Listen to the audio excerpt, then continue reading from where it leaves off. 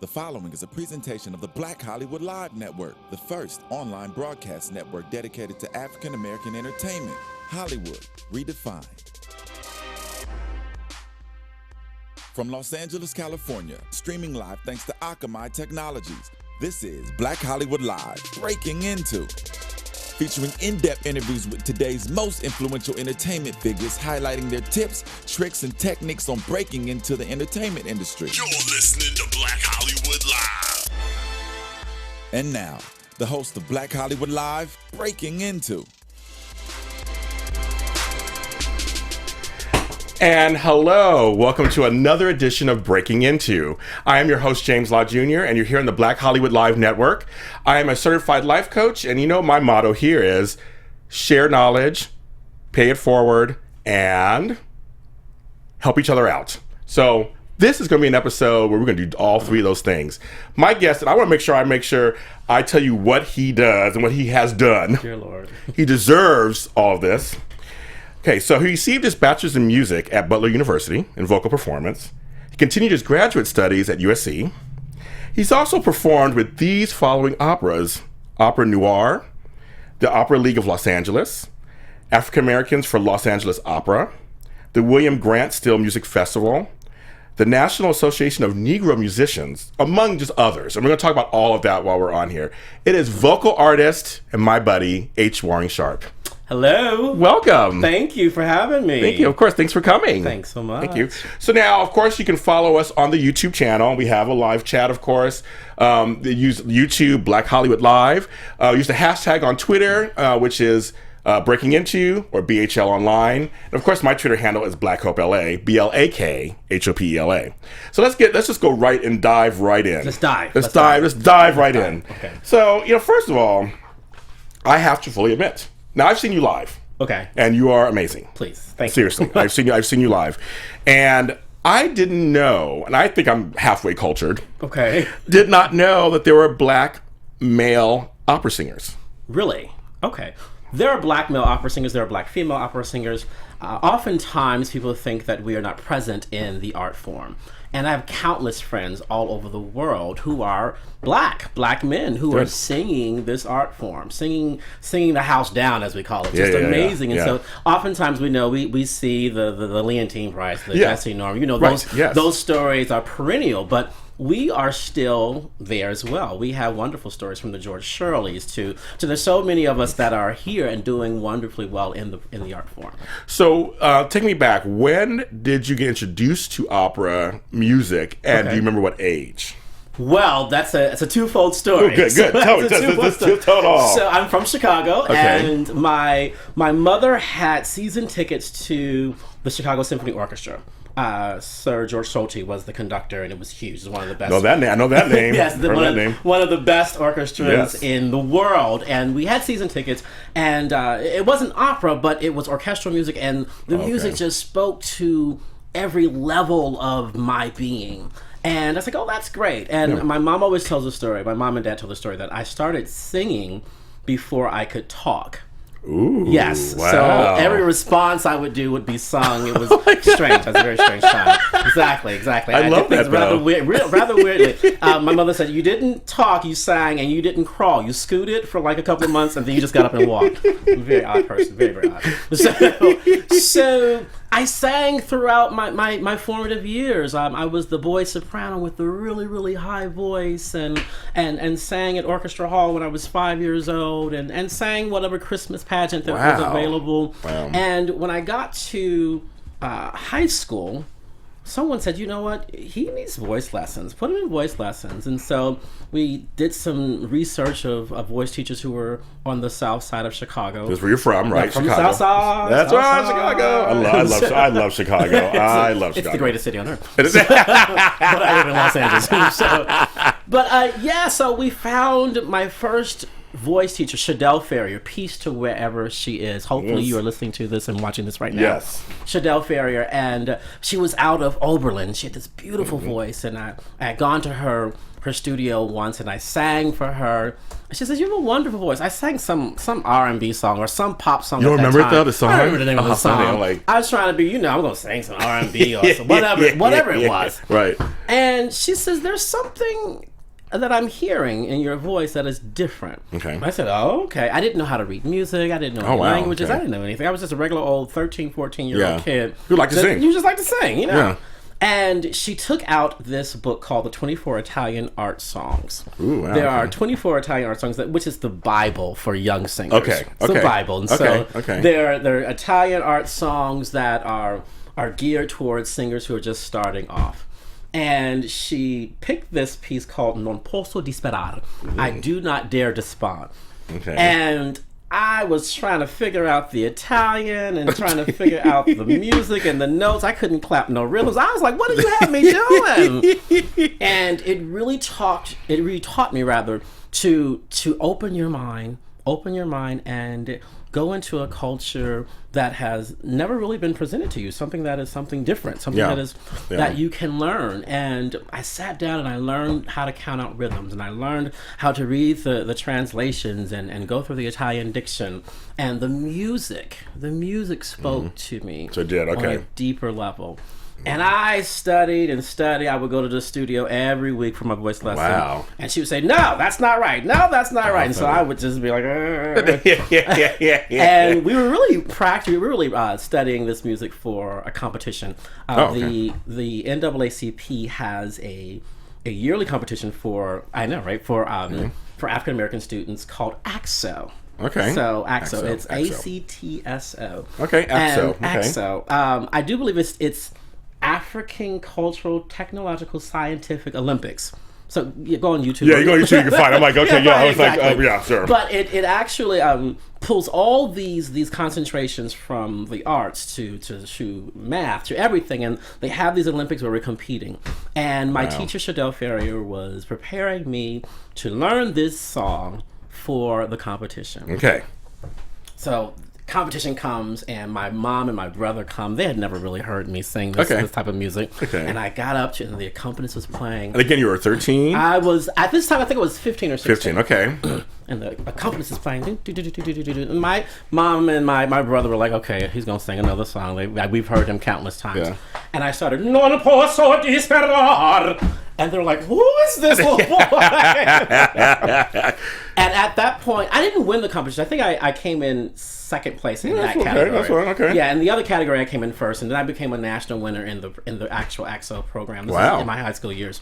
But it told me that, oh wow, I can do something different. I can be something different, authentically different, and know that I belong there. And so I went to school and had the best time in college learning music, learning different languages. So you felt right at home. I did. You felt like they always say that we call things into our lives. Oh my God. And if you call this part of your life, it called into your life. James, let me tell you, my mother sent me to this high school that I had no business being. Oh, really? It was an all male, all white, all rich Catholic high school. Wow. And because my mother wanted me to be a doctor or a business person. Of course, right? Yes, exactly. I had no business there, none whatsoever. And the only thing that really saved me was the music. I joined the musical. I joined the musical review, and that really saved me. So, and when I got into college. Now, granted, high school prepared me academically. I sailed through college. Okay. I had the best time. So I called into existence. Yeah, that's just who I am. Everything was music. How you're walking. How we even communicate. How we're having a conversation. The rhythm of that can be set to music. I believe that. So yeah, exactly. So how you close the car door and the sound of that door and how you walk. Yeah, exactly. There's a musicality in how you walk. Exactly. Yeah, I totally get it. It is all music. So that's how I called into existence, and I'm doing it now. Wow. So I mean, when you are doing a piece, yes, what is going through your mind? Do you feel right at home? Are you thinking about the next lines? I mean, what's going through your mind? There are countless things that are going through your mind. Countless things. What's going through your mind is the first and foremost thing is that you are portraying a music expression to the people who are hearing. So the one thing I always want to do is that I'm a mindful artist, and when I'm performing, what am I expressing? What am I giving to the person who's listening if they've never heard it before? I really want to communicate on a higher and deeper level. So that's the first thing. Obviously, you're thinking of technique, of course. You make sure, all right, am I breathing correctly? Am I in the right form? And is everything right? Is my larynx low? All these things that you learn in school. All those things, the A through the Z, what you have to do technically. But more importantly is you're making beautiful sound. And that is the goal. I want to make a sound that will change someone's life for the better. I like that. Yeah, I want to make a sound, the gift that God or the Creator or whatever people, whatever you believe, the gift that God has given me, I want to use that gift to make someone feel better about themselves through the gift of the art of music. And so that's what I'm really thinking about. Yes, I'm also thinking about please don't forget the words, because someone... Have you ever done that? Of course I forgot so you have. words. Okay. Yes! Don't let anybody tell you that they've never forgotten the words. Of course they have. Okay, so give me an example. One time you forgot what do you do because you're performing? You keep on going. Oh, okay. You keep on going. Okay. One monkey don't stop no show. So you keep on going. Yeah, you better make up something that sounds like French or Italian or German or English or whatever it is. So and the worst is when you're singing in English. It's like, okay, I don't know the words, dear Lord. How weird. Well, you know, we gotta make English. something. It's English, exactly. The worst language is like, it's my language. It's my first language. I made up the words, but no, that happens to all of us. You keep on going. You keep on going. But some people say, oh, I messed up, and I messed up the words, or I messed up the cue. But a live performance, even when the glitches come, is so beautiful. Okay. It's so wonderful because it's so true, it's so authentic, it's so real, it's coming from you. And everything in our lives is not perfect. No, not at all. We don't render these phrases or There's these no perfection anyway. No, exactly. And so when we say, the artist always wants to be a perfectionist, of course, we're always perfectionists. Right. But when we render something that is true and authentic and real, that's where the real beauty comes forth. So that's now tell me, can you? Because sometimes you can take a song and you can interpret it your own way. Now, because I'm sure there's times when you are hired to do a performance, it's to portray. Is it to portray that character exactly how they want it, or do you have wiggle room to add your flair to that, or? I think that you should always have wiggle room to add to be who you are, exactly. Obviously, you're doing a role. Obviously, you're taking over a character. You've done the work. You've actually done the character research and gone through what this character needs to accomplish, what this character is going through. You've actually done your work. Yeah, the character has a specific role within the opera, but how do you make it true to you? So my Rodolfo in La Boheme might be different from your Rodolfo. Okay. But so we might have different backgrounds.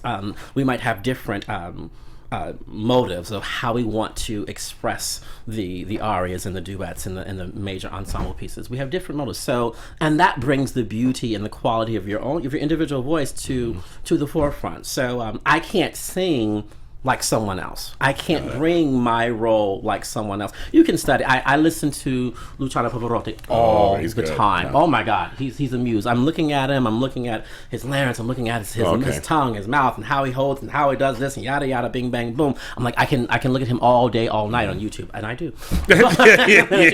But in the moment when it's time for me to be H. Waring Sharpe, to do whatever I've been hired to do, I'm not someone trying to be Luciano Pavarotti or anyone else. No, I'm being me. I have to bring my due diligence. I am who I am to the role. So and that's what makes it much more pleasing for me. So you're also an actor too, then. Yes, in a sense, you're a vocal actor. Actor. You know what? To be in this field of music or any type of music, you have to be an actor. You have to. You're portraying on so many different levels. Yeah. So you're not just singing the notes. Like, exactly. No, you're portraying on so many different levels. When you listen to some of the big opera pieces, one of my favorite, Porgy and Bess by Gershwin is amazing.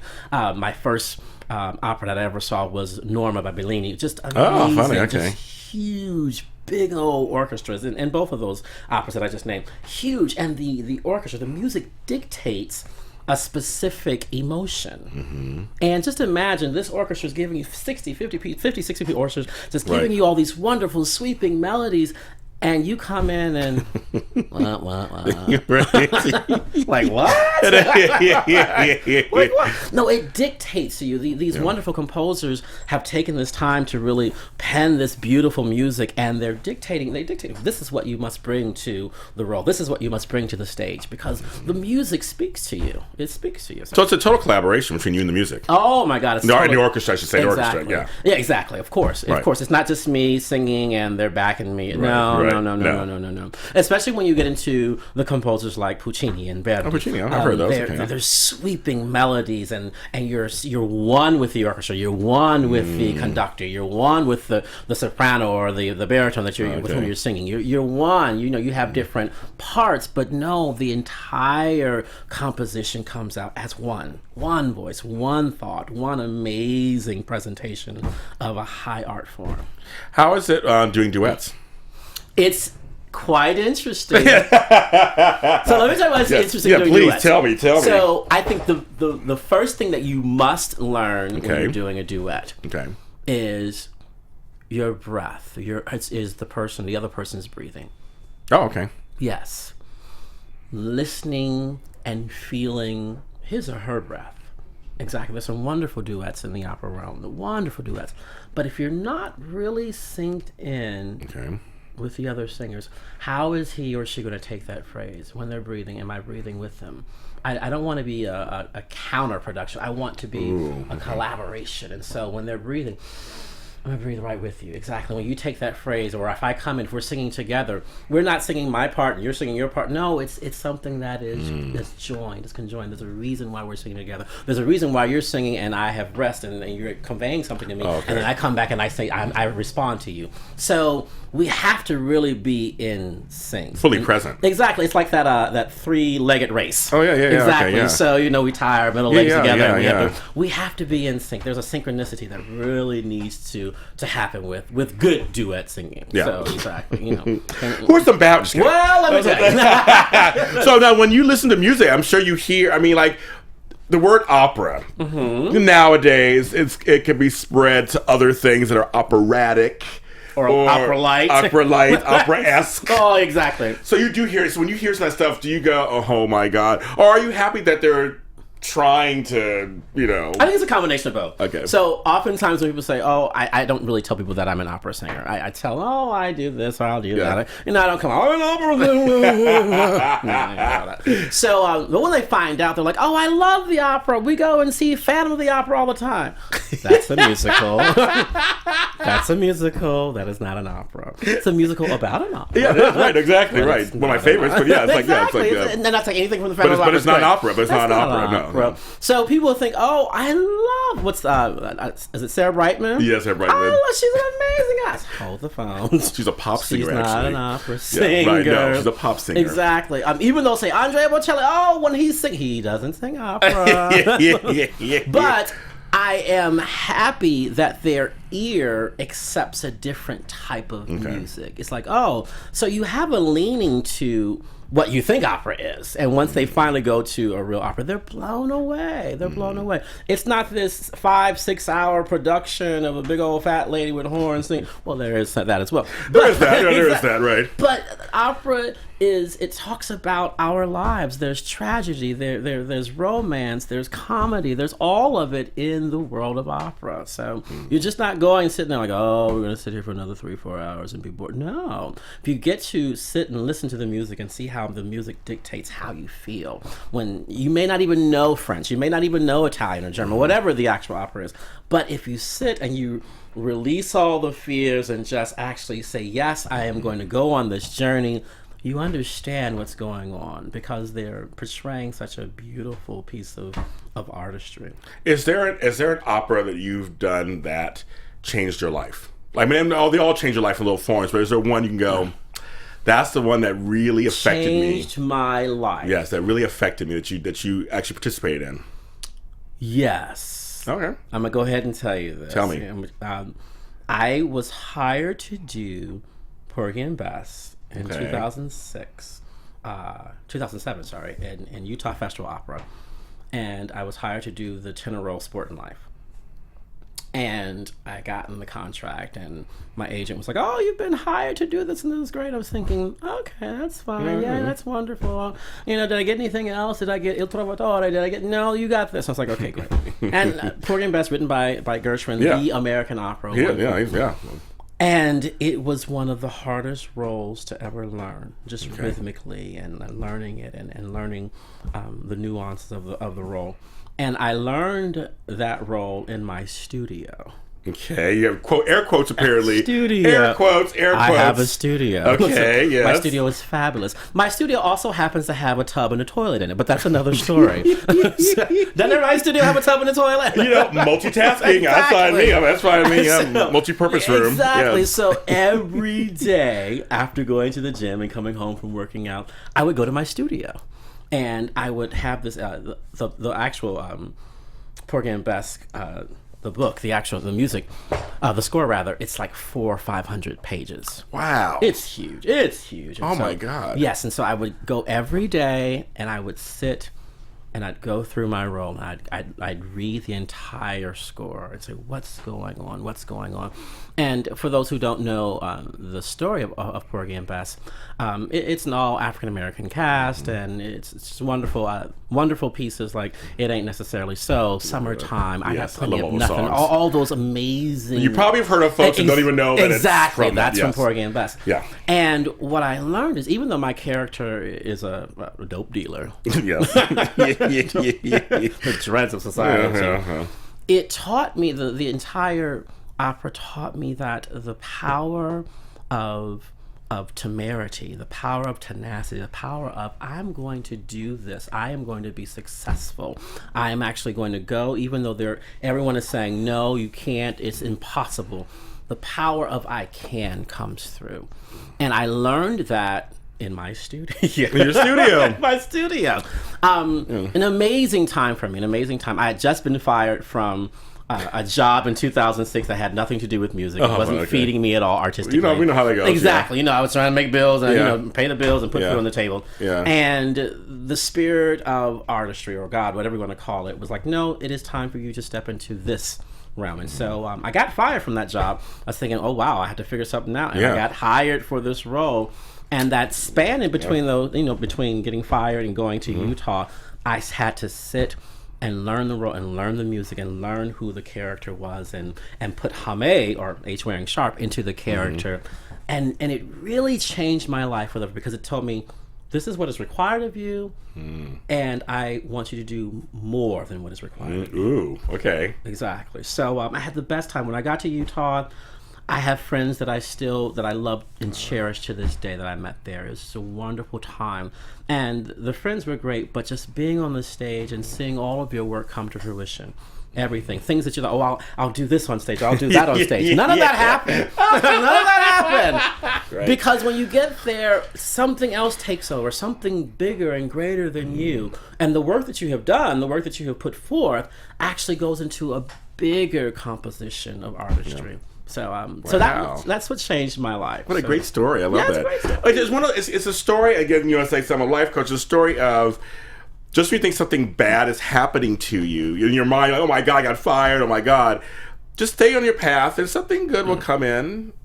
Yeah. And it basically, actually, being fired probably helped you in this process of having the time to devote to this role. Or maybe something good will come in, or maybe we'll think of it this way. Something good is already there. Oh, that's true too. Something good is already there. And so we're so focused on, but no, I got to get up Monday through Friday, and I got to make sure that I go to this job that I don't like, that I shouldn't be in here, even though I do the job well. Right. I shouldn't, but I have to do this to make sure that I get that paycheck every 2 weeks that really doesn't take care of everything that I want to do, and I'm not being filled artistically. But you see, not being fed to, and we said that, I totally tell people all the time, there are jobs that suck the life right out of you if you don't even know it. Exactly. You're killing yourself. You're killing yourself. No, seriously, you're killing. And you you can do the job. You show up and do everything, but then you're like, once you get out of it, you're like, wow, I feel 100% better, and I don't feel as dead anymore inside. Exactly.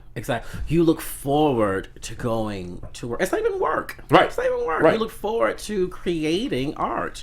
That's amazing. Instead of going and punching I made it here at 8 o'clock. I'm going to wait here to 9 to 5 o'clock and be done. No. And we do get that it's tough out there, and you gotta make bills. Gotta do what you gotta do. You gotta do. Yes, exactly. Do what it is. I've sold cans. I've done all kinds of stuff. I mean, I'm like, okay. Back in the past, yeah. So I get it. No, I get Exactly. it. But you should always strive to at least get jobs that don't kill your soul. Exactly. I have several jobs, and one of my jobs, it's hilarious. I am one of a singing waiter at Michelli's in North Hollywood. It's up the street. Oh, yeah. Exactly. I know. How fun. Okay, how fun. It's a lot of fun because I'm I have sure. a lot of friends who are Broadway and who are doing these amazing cover bands. And we're selling pizza and all that, but we get to perform. We're always there performing for the guests. And people are coming and they're like, they're so excited. Yeah. And they come for the food, but they really want to be entertained. Mm-hmm. And that's an amazing point. So, it's not the pinnacle of what I do. I'll go to San Bernardino Symphony Orchestra and I'll do that big old Rodolfo role and it's actually in a couple of weeks. And I'll actually go and do the Messiah because that's coming up. But everything that I do now is a blessing because it is somehow attached to my music making, to my artistry. So, so that's what I talk to you forever, of course. Forever and ever. And we'll say hi to Angel. She's in the chat room and she's saying wonderful story. Hi, Angel. And she just asked, where can we see you next? You just mentioned briefly two little things. Yes, so I will be at San Bernardino Symphony Orchestra is doing their Christmas concert December 12th in San Bernardino, and we're doing a huge portion of La Boheme. We're doing the second act, which is actually around Christmas time. It is the second act is actually during the Christmas Eve. It's actually Christmas Eve. And so we're doing a huge portion. I'm doing the entire act with a wonderful cast. I'm also doing the duets out of La Boheme. So it's going to be huge. It's going to be big. And so come on out, Angel. Come on out. Come on, Angel. Come on, girl. And if you're in Los Angeles, I'll be doing the Messiah at Holman United Methodist Church. Oh, okay. Yes, exactly. The day after I'm in San Bernardino Symphony Orchestra. Exactly. I gotta work. So, so I'll be doing the Messiah, Every Valley and Thou Shalt Break Them, all those wonderful things in Messiah. We'll be doing that the next day. Oh my God. Yeah. Wish I was in town. I come see you. Come see me. So because of wonderful people like him, we could bring him here at Black Hollywood Live. I just want to give you guys a little taste of something. So if you go to DraftKings.com, that's DraftKings.com, you can do a fantasy football league thing and you get paid. Apparently you get paid for it. So there's 1 week fantasy. I mean, there's no season long commitment. It's just a 1 week thing. You do it bi-weekly. And what you do is every week when you play, you actually get they crown a new millionaire, so to speak, on there every week, every season. So football's here until about January. So you go on, you pick your players, you pile up points, and then if you win some stuff, you get some cash. That's it. So it's a fun thing to do if you like football and you're all in second. I love football actually, but you do that stuff. But it's called DraftKings, and hurry to DraftKings.com now. Use the promo code BLACK, like in Black Hollywood Live, Black Hope LA. Use the code BLACK for a free shot at $1 million in the Millionaire Maker event. So try that. And also you can enter the word buzz, like our major company AfterBuzz Media, for a free entry at DraftKings.com. So that's DraftKings.com. DraftKings.com. So thank you for them for being able to sponsor us, be able to do this kind of stuff here. And have folks like H here with us. Now, do you recommend schooling for a vocal, and for if someone has a vocal potential or kind of has ability, did you feel that schooling was the best thing for you, and do you like offer that for other people? You feel like you should do that? Yes, I do. I first and foremost, I recommend schooling for any and everything. Okay. I do believe that the art of education is so necessary. Whatever it is, whether it's music, whether it's acting, whatever it is. I do believe that, especially for people of color, we need to be in the classroom. We need to be in the classroom, even though life is a classroom. Yeah, it is. Yes, we need to be in the halls of academia. We need to be there because everyone needs to know that, even ourselves, we know that we can take any course of study and master it. Any course of study. And the reason why I say that I think education is is a necessity is because when I was going to school, I breezed through college. I had a wonderful time academically. But there were a lot of students, my classmates, who were white and didn't understand who I was and how I got to where they were. We were sitting in the same classroom and had the same instructor, and their path to this, to the place where we met was different from my path. And so it was a wonderful meeting of the minds. Like, oh, how did you get here? Well, how did you get here? I took the SAT and I applied to the school and got in just like you did. And not to to disparagingly talk about them, but they don't see. This is very important stuff. So exactly, yes. They didn't see a lot of people of color from where they originated. They didn't see that. And so once we got to the university setting and they see people from all walks of life, it opened up their eyes. And so I always say that, yes, schooling is important. Just go. It opens up your mind. It opens up your mind. You see things differently. You're allowed to expand this thing called a brain, a mind, and to see things differently. People say, oh, school's not for me. Yes, it is. Yes, it is. You need to find something. And maybe you may not like the academic halls. I understand that. I get that. But there is something for you there to learn. There's something for you there. I agree. And there's something for them to learn from you. I totally agree with that.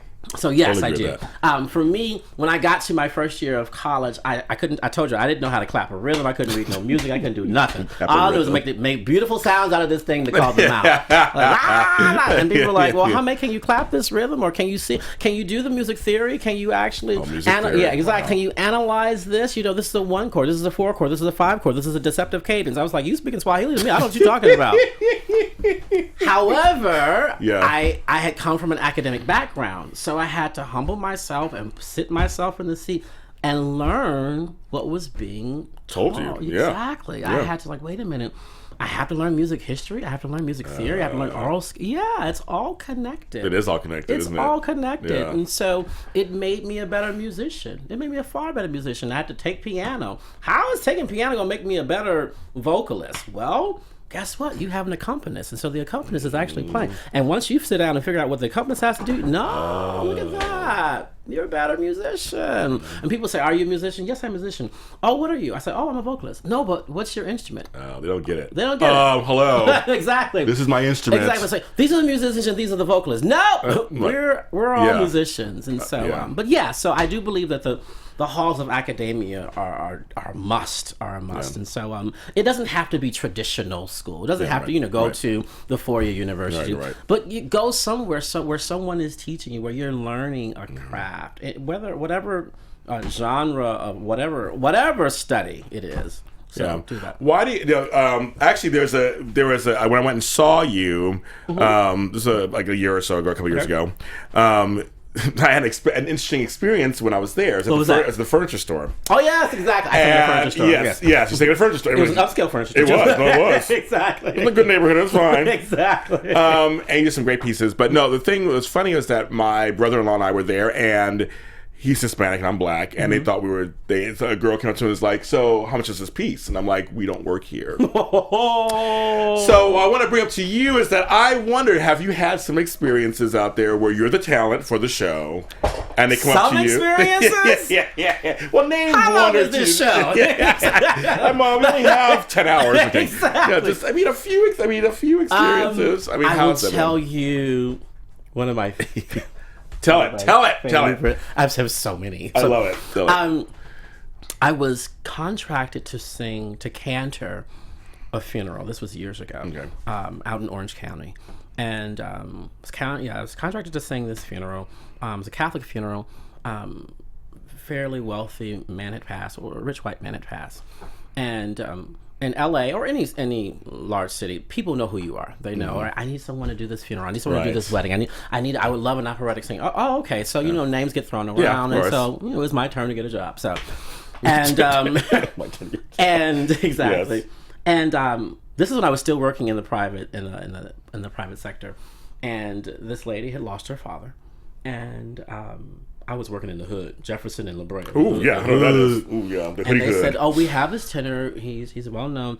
He's at work right now because I had a day job." And she says, "Well, I want to go visit him." And I said, "Well, I'm in the hood. You can come to my day job." And she came to my job, And she sat in my office and then she told me what she wanted. I was like, okay, I can do that. Okay. And I thought nothing of it. And so the funeral was on Saturday. It was in Orange County. Got to Orange County.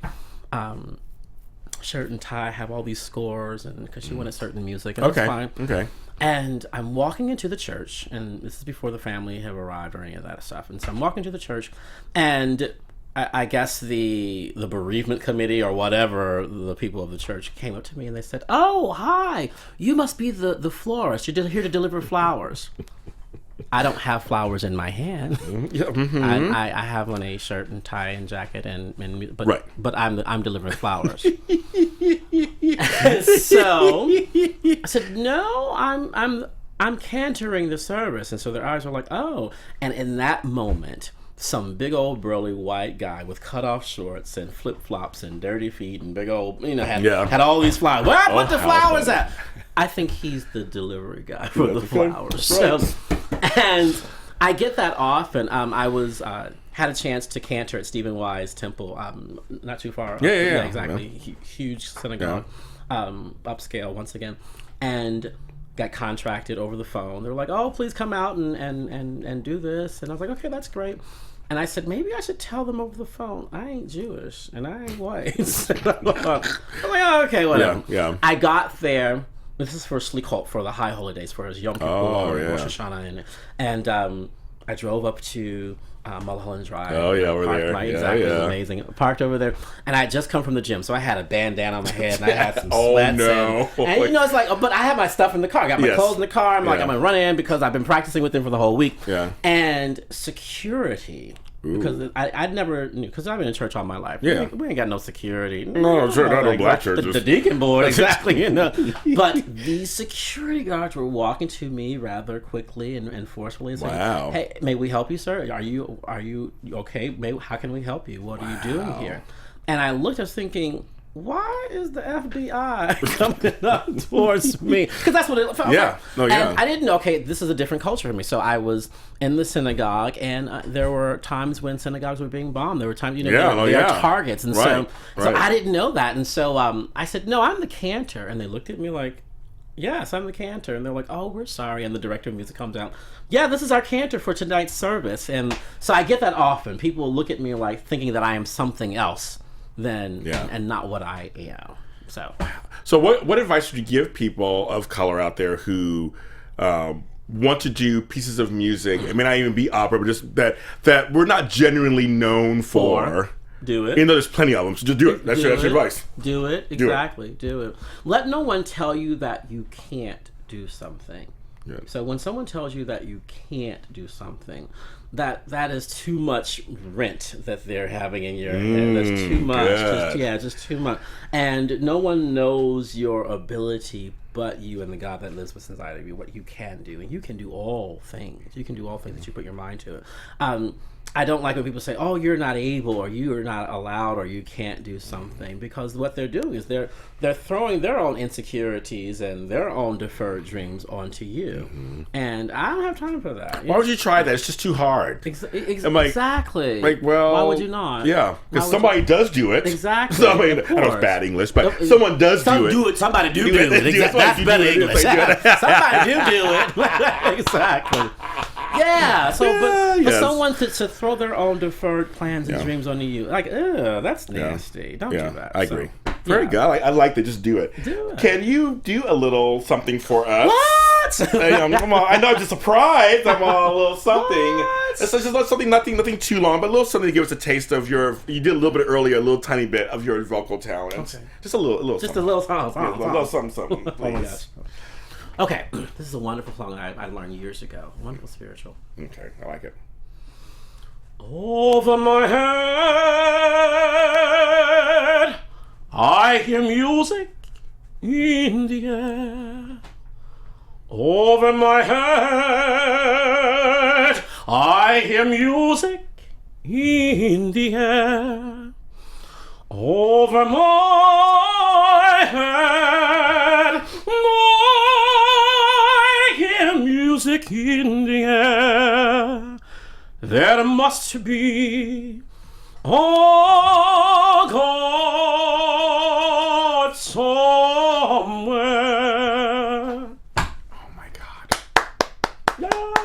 was good. Thank you for doing that. That was a beautiful song. Ain't warmed up, ain't done nothing. I know. So you got, but that's him not warmed up. That's him not warmed up. I tried to find some honey sticks, but I just didn't Exactly. have it in my purse.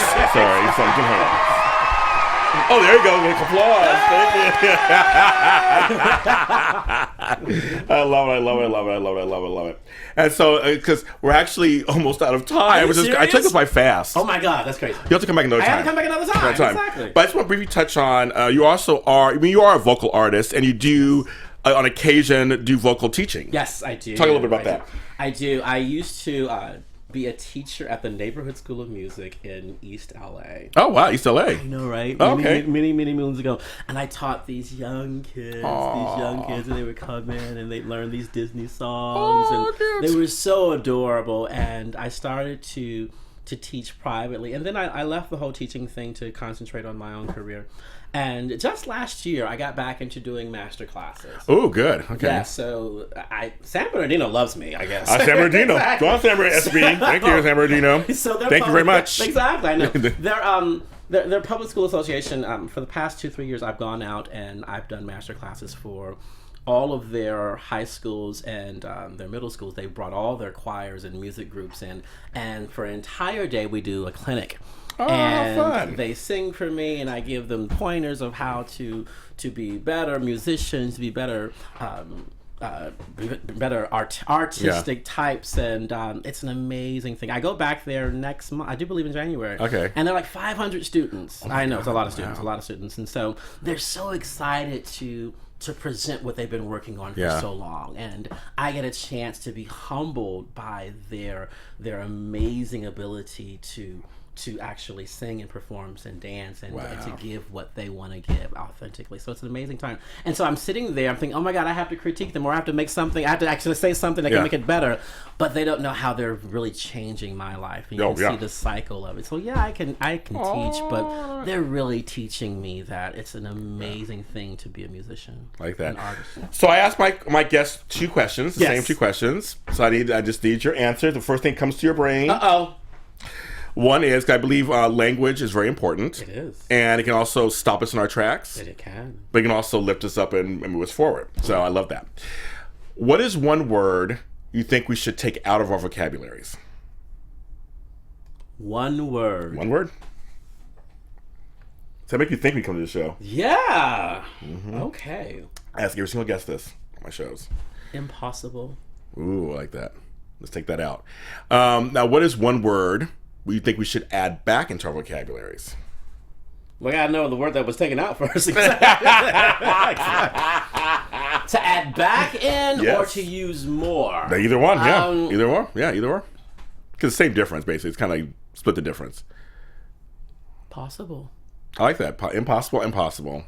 All things are possible. Impossible means I am possible. So, I like that. Exactly. I like that. So, I like that. But yeah, exactly. Imagine if you are often told that, yes, you can. Yes, you will. Yes, you may. Yes. To every dream that you can think. Imagine when you're given the green light.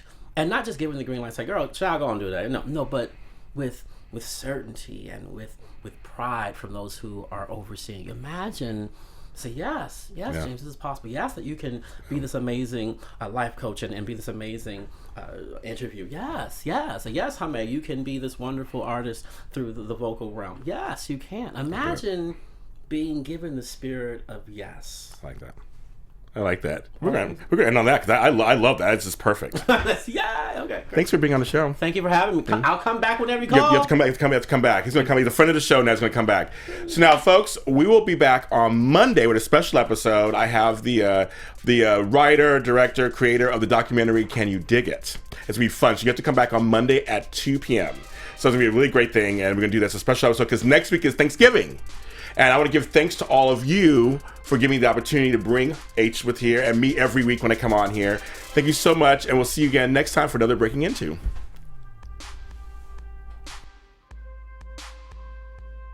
From producers Maria Menounos Munoz, Dario Kristen, Tiana Hobson, Kevin Undergaro, and the entire BHL crew, we would like to thank you for supporting Black Hollywood Live, the first online broadcast network dedicated to African American entertainment. For questions and comments, contact us at info@blackhollywoodlive.com. Like us on Facebook, tweet us, or Instagram us at BHL Online. And I'm your BHL announcer, Scipio. Instagram me at Planet Scipio. Thank you for tuning in.